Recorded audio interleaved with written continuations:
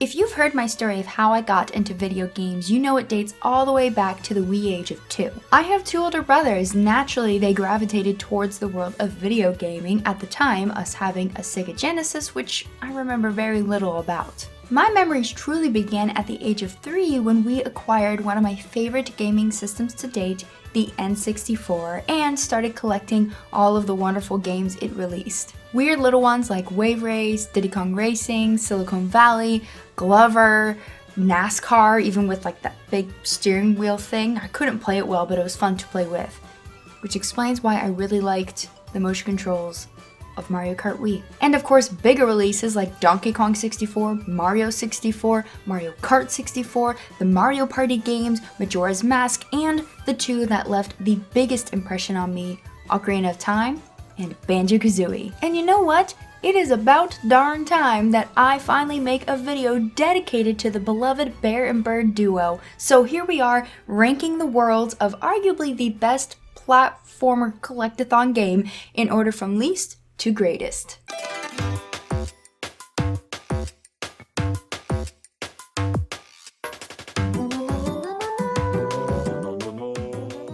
Hey y'all, I'm the Geek Apprentice and welcome to my geeky little channel. As previously stated, this video is a long time coming. With how much I love the game Banjo-Kazooie, it's pretty shocking that I'm only just now making a video about the game.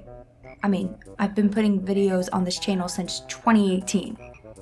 That's way too long. Now, this isn't a game for which you can really have any big, crazy theories about, but rather just gush about how cute and awesome it is. I have several wonderful memories of this game, the key one being a competition my mom, one of my older brothers, and I used to have. How it would work is that each of us would get a save file, me taking the sleeping banjo, my mom taking the cooking banjo, and my brother taking the gaming banjo. Each of us would get a turn where in the kitchen on the microwave timer, because we didn't have smartphones then, y'all, we would set it for an hour, and each of us would get a chance to play as much as we could in the game on our file and see how far we could get. Whoever got the furthest with the most collectibles won. Naturally, my brother typically won, or always won. I'm pretty sure he always won. I mean, I always got stuck either in Treasure Trove Cove with the crab thingy, I don't know why that was so difficult for me, or Clanker's Cavern because I hated swimming and the whole trying to go through the key just terrified me. I didn't like dying in games. Don't understand where that fear comes from, but whatever. Fun stories aside, this is simply a ranking video. Now, the worlds of Banjo-Kazooie, they're all pretty great and quite diverse.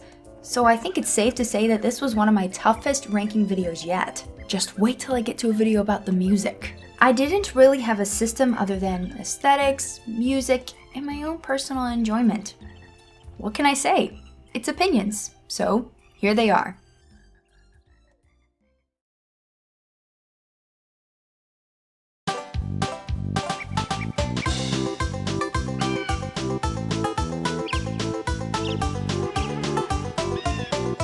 At number 10, we have Spiral Mountain. Now, right from the get-go, you might feel like this is an obvious one, considering it's the most quote-unquote boring of the 10 worlds in Banjo-Kazooie, but that's not the game's fault. So that's not a fault of the world, if you will. You could probably even argue that it's not truly a world, and I'd be fine with that argument, but for the sake of keeping it at 10, it is. The music is fun and catchy. The look and vibe of the world itself is a great introduction for when you first step outside Banjo's house. There's just not much there because it's the first thing you do. It's your tutorial. Or if you decide to forgo the tutorial, you just kind of pass right on through it and go into Gruntilda's lair. So that's really the only reason it's at the bottom of the list.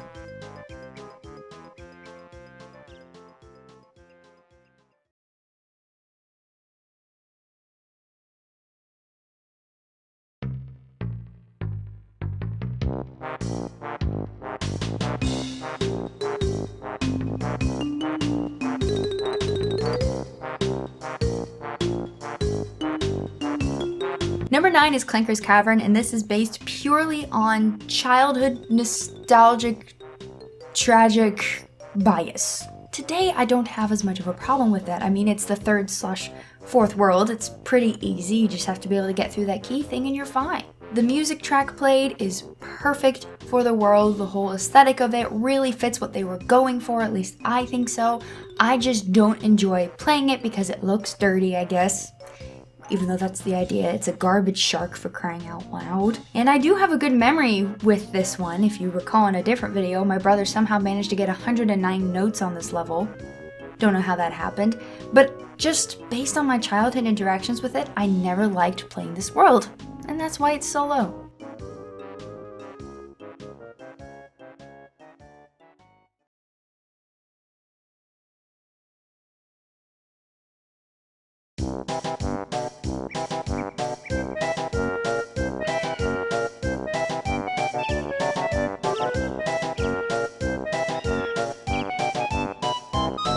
Number 8 is Mumbo's Mountain, and the reason this one is low is pretty similar to Spiral Mountain. It's the first world within Gruntilda's lair. There's not much there. It's fun, it's got a great feel to it, the music is wonderful.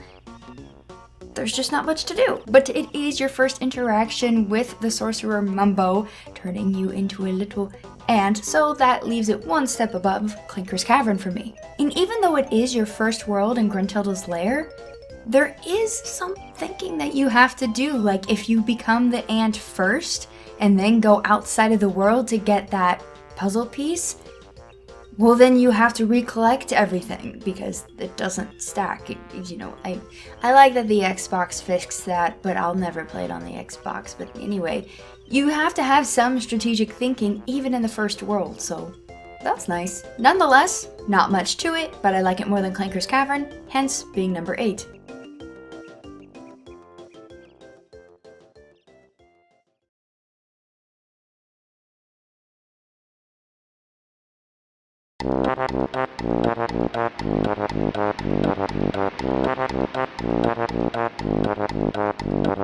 Number 7 is Rusty Bucket Bay, and as you can imagine, this falls into a similar category as Clinker's Cavern, as I just don't like the dirty feel of it, but I do like the world itself. This is actually one of my more preferred music tracks, shockingly enough.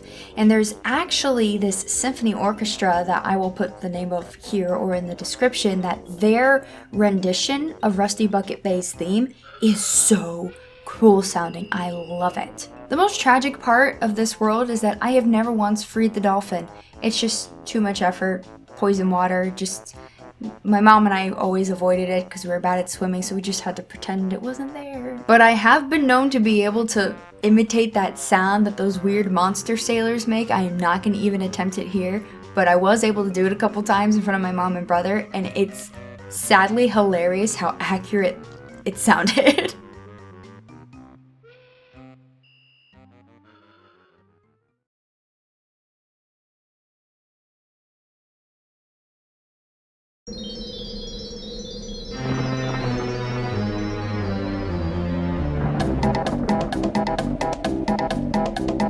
Number 6 is Gobi's Valley, and I have some bad memories of this level, but it's just so good that it had to be a little bit higher than the other ones. Are you noticing this trend of me being afraid to do things in video games? If you watched me stream, you probably are aware of this. Imagine that times like 20 back when I was like 3, 4, 5 years old. It's a miracle I play video games. Like, why do I even bother? But I do love them, clearly. The aesthetic of Gobi's Valley is just so good. The music is great, it's super fitting, it's super cheesy, but I mean, it's Banjo-Kazooie. But also Grant Kirkhope, he knew what he was doing. The two most traumatic things for me about Gobi's Valley were those hands, which I can now easily defeat, but mainly King Sandybutt's tomb. I'm sorry. That is terrifying. If you don't get out there in time, these spikes literally collapse on you from the ceiling. That is horrifying.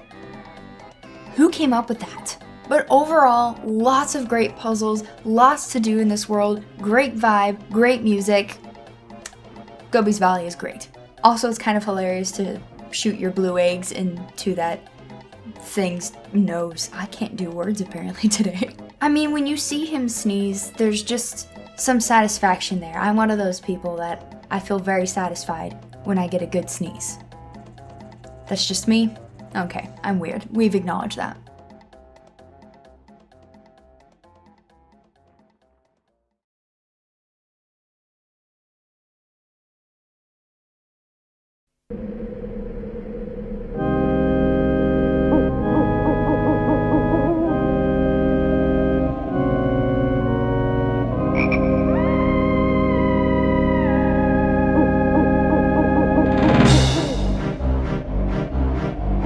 Starting off the top half of this list at number 5 is Mad Monster Mansion. Sticking with the trend of things I'm still too scared to do to this day, I never do that little maze thing with all the green ghosts.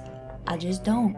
The main reason that this world got as high as it did is because of the organ in the music. Y'all, if you've never picked it up, I'm a devout Roman Catholic. I like my traditional things, and one of those things is big pipe organs. Obviously, that's not exclusive to people like me, but I love it. I love it so much, which you would think would make me not like this world because it's very creepy, but I like Halloween. In the right context, come on! You have to know your history and do things right. All that aside, before I get swamped in the comment section with crazy stuff, but then again, when have I ever really cared about that? This is a great world, and you turn into a stinking pumpkin, and it's so stinking cute, and I love it. That little church area thing is super cool looking, even though it, as an adult, understanding different things, it's actually kind of creepy now, but I'm okay with it for some reason. I don't know, but I like this world, and the music is so good. Again, just like with Gobi's Valley, it's got some pretty cheesy stuff in it. Like, it's a very obvious aesthetic, but it's so good. Does that make sense? I hope it does. Mad Monster Mansion, great. Number 5, very fitting.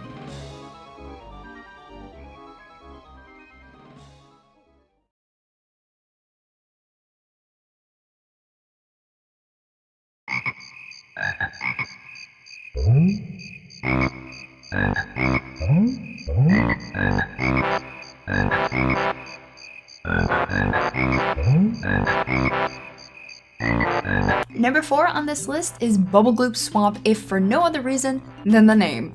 Growing up, I always felt very accomplished if I got to Bubble Gloop Swamp because of how I felt about Clanker's Cavern proceeding right before it. So if I got to Bubble Gloop Swamp, I felt very confident in myself, like I've made it decently far for myself. I loved the games like Smashing the Egg, getting all of the golden feathers and getting rid of all those frogs. The thing with the turtle, I like the memories of having to smash their backs, although now when I play it, I just write it down really fast. Is that cheating? I'm not sure. That's up for debate. And I'm gonna tell you off the top of my head right now, I can't remember if it's a crocodile or an alligator you turn into. I'm pretty sure it's a crocodile.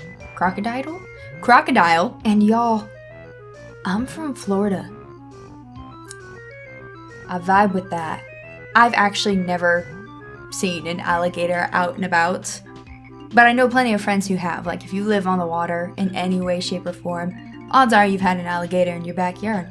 It just be like that. So no matter how much I complain about Florida, which really the only reason I don't like Florida is the weather. That's literally it. I am a Florida girl. I've grown up here. And you turn into a crocodile, which is not the same thing as an alligator, but close enough. It's fun. I like Bubble Gloop Swamp. Great music. Swamp, I know swamps. I was very familiar with it. This isn't making any sense. Let's move on.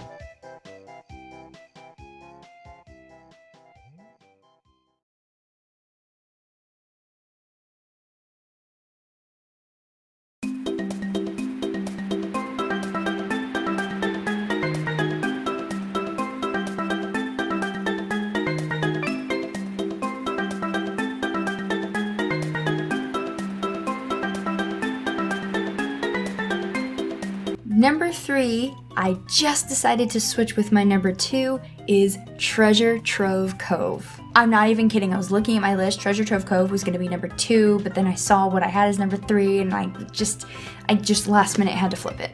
Again, I actually don't really care for the weather of where I live, and even though I'm decently close to the beach, I've never really liked the beach, but I love Treasure Trove Cove. First of all, you learn to fly here. Second of all, you come back here to put in those weird little cheat codes in the sandcastle thing, and I love it. However, you know what I don't like? Getting that sinking Banjo right when you jump off the pier dock thing and the shark. I know you can kill a shark, but it never stays dead for long. Treasure Trove Cove, not Clanker's Cavern surprisingly, is the world that breaks me. Why, you might ask? Because I always go into Banjo-Kazooie with the intent of I'm gonna get all the puzzle pieces and all the notes in each world. Spiral Mountain, not much there. Mumbles Mountain, super easy. Treasure Trove Cove, no. I'm not getting all those honey holes, and I don't like getting that Banjo because I don't want to deal with the shark. So, and even if I did get everything in Treasure Trove Cove, let's be honest, that would be broken in Clanker's Cavern. It's just such a good and silly world, and one of the few of the worlds in Banjo-Kazooie I have the most memories playing, because it was usually shortly after that I would stop because I was very inept at video gaming, but it's my list and it's number 3.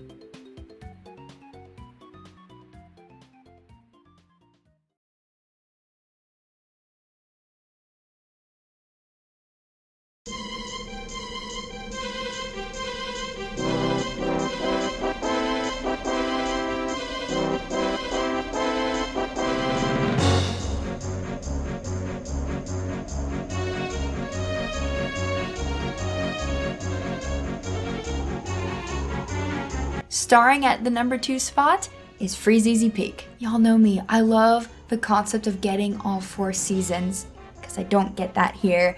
I love snow, I love Christmas, and just like with Gobi's Valley and with Mad Monster Mansion, yeah, Freezeezy Peak is super cheesy and on point, I guess, if you will, with its theming, but it does it so good, so well, proper grammar, so well. How do you not love the music? I am a sucker for Advent music. Christmas music. I love it so much, and this has that feel, even though there's actually a lot of things in Freezeezy Peak I never end up doing. I never save the twinkly lights. I never go and do that. I rarely go back to defeat the polar bear in the sledding game, rarely. But the first thing, and I actually learned this from my mom, the first thing you always do when you go to Freezeezy Peak, start by knocking out those snowmen. Just do it. Those evil snowmen, you gotta knock them out first thing or they will be the bane of your existence in that world. It's just such a cute and fun world, and you turn into this stinking adorable walrus. How do you not love it? There's a giant snowman and a Christmas tree. What more could you ask for? This is another one where I highly recommend the synthetic orchestra version of Freezeezy Peak. Like, the original obviously is fantastic, it's Grant Kirkhope, but this cover sounds super good as well.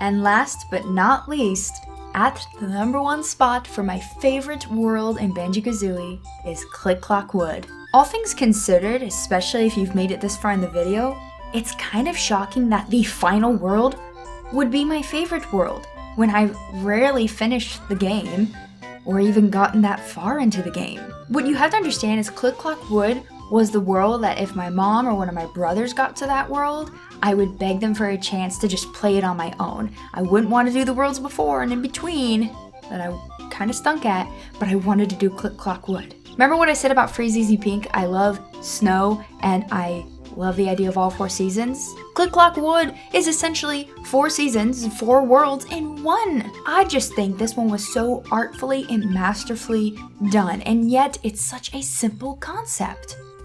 Like most of this game. The puzzles are great, the progression is great, the music changes for each season, yet it keeps that core element, and I love it. I still hate the snowmen in the winter world, but that's fine. The music has to be my absolute favorite, though. I don't know if it's my favorite in the game, but it's pretty darn close. We'll see when I finally make a video about the music of the worlds. Ooh, that one's gonna be tough too. Click Clock Wood is like the only thing that makes me actually kind of like summer. Again, growing up in Florida, summer is like 10 months of the year, and it's not the summer you northerners think of. It is terrible. It is terrible. But in Click Clock Wood, it's great and it's beautiful, and I imagine picnics and beauty and niceness, what maybe most people attribute to summer. Click Clock Wood, in the end, which it is the end, other than the game and defeating Gruntilda for good, is such a well-earned final world. Like, you get to it and it's 4 worlds in one, in a sense, or 4 mini worlds in one, so it's kind of like 2 worlds, depending on how you want to look at it. It's so well done, great music. It really emphasizes the use of everything you've learned up until that point. I love it. It's my favorite. I don't need to go on much further than that. Click Clock Wood is my favorite world in Banjo-Kazooie.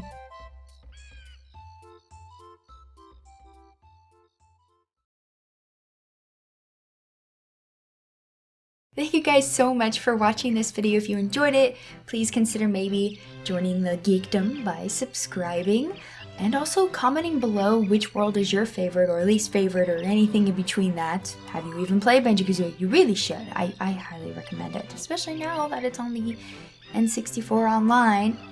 Great idea. And I sometimes forget to mention this, but if you'd like to support the channel in the extra way, you can become a channel member, which I thank my amazing channel members. You can maybe purchase merch if you want, link in the description below. There's some cool stuff there, I think, but I'm biased, obviously. I created the merch. Makes sense. And also, you could consider going to patreon.com/thegeekapprentice and look at the 4 tiers I have. You can get things like stickers, personalized watercolor art, movie nights, eventually game nights. I would like that. And with that in mind, thank you so much again to my channel members, but also to anyone who's bought merch, and to all of my amazing patrons, especially those in the highly end tier, like Joking Batman, Lorulian Sheep, McToppler, Trevor, and oh no, I forgot someone. Also, quick shout out to my 2 newest patrons, White Phoenix and Jessie. Y'all's support is greatly appreciated. But anyway, that's all for today. Thank you for watching.